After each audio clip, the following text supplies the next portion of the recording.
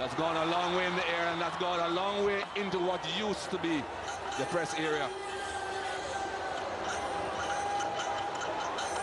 Well, Chris Reed, I saw in attack and hit the South African bowlers in Johannesburg, sorry, Cape Town, with shots like this.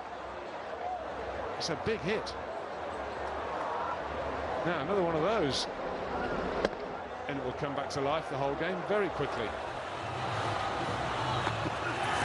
Swing and gets it this time. Mervyn Dillon is there, but it's over his head. It's 6.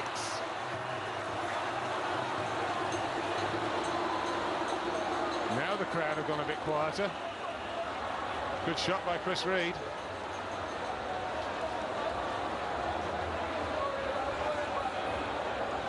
Just give himself a little bit of room. He hits that pretty well. Now then, another blow like that, Mikey. And there'll be some nervous men and supporters.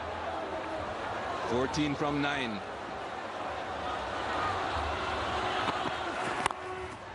Goes for it again, it's 4. Chris Reed really coming to the party here.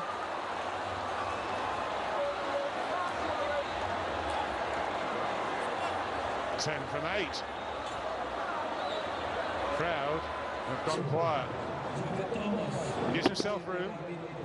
It's enough bat on it. Slices it away. It's hit pretty well, that. Now. Keep going, I think is the advice. Keep going. Well, Mervyn Dillon is also coming up to give some advice, not to the England batsman, but to the bowler, Corey Collymore. I would suggest that he would be telling him to bowl Yorkers. Cannot bowl the length he was bowling at the top of the innings. He's gone for it again. It's 6 again. Cannot bowl that length. Now then, 4 from 7. Chris Reed has scored 26 from just 13 deliveries, 3 sixes and 1 4. And England left him out because he couldn't bat. Have a look at this length again. You cannot bowl that length at the end of the innings. You just can't. Chris Reed is enjoying this.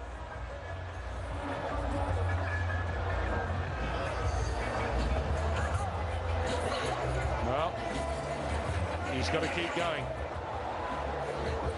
Back himself here. Back yourself to do it. That's what he's got to be thinking.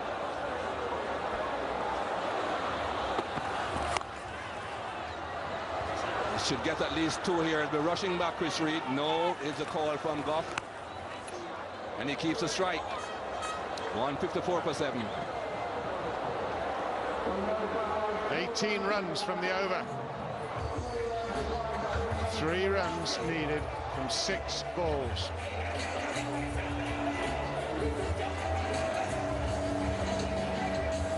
They should make all these one-day games 30 overs.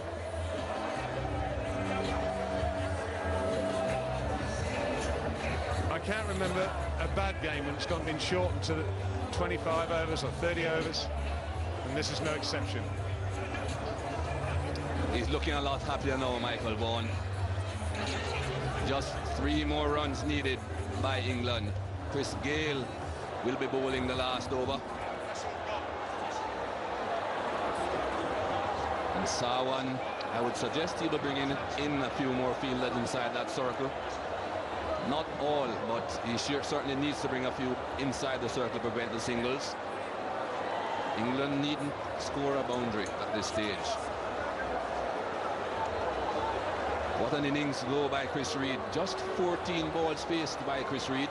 27 runs. Strike rate almost a 200, meaning 2 runs for a balls faced. Bowled him. Chris Gale gets rid of Chris Reed. Another twist. What a game this is. What a game. Chris Reed's gallant effort. If England win this game, thank this man. He'll be disappointed. He'd have thought this was here to hit. Short, he misses it. Chris Gale hits. Chris Reed goes for 27 from just 15 balls. It's 154 for 8.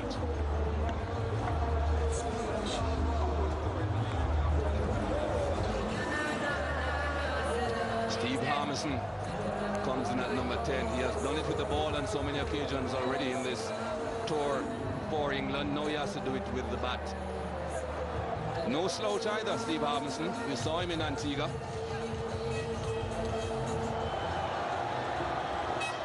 Three from 5, that's what England require, or 2 to tie.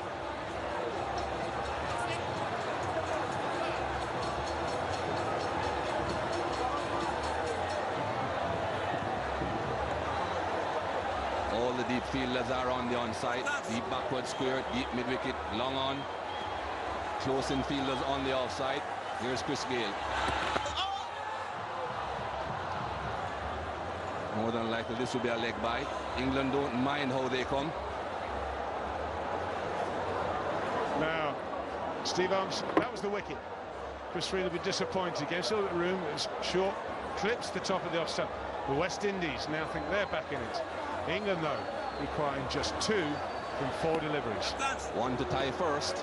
That's perhaps what they'll be thinking of first, to make sure that they cannot lose the game. That's why Sarwan is bringing in most of his fielders. He doesn't want to be giving them that single either. 1 man deep mid-wicket. Darren Gough on strike. Chris Gayle, 4 deliveries to go.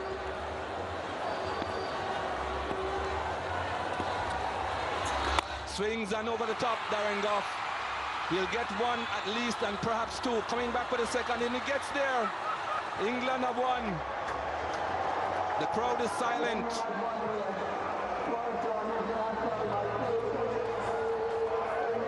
Well, it is. You could hear a pin drop here in Georgetown, Guyana. They cannot believe it. The West Indian supporters. Look at the stunned silence. England won a game.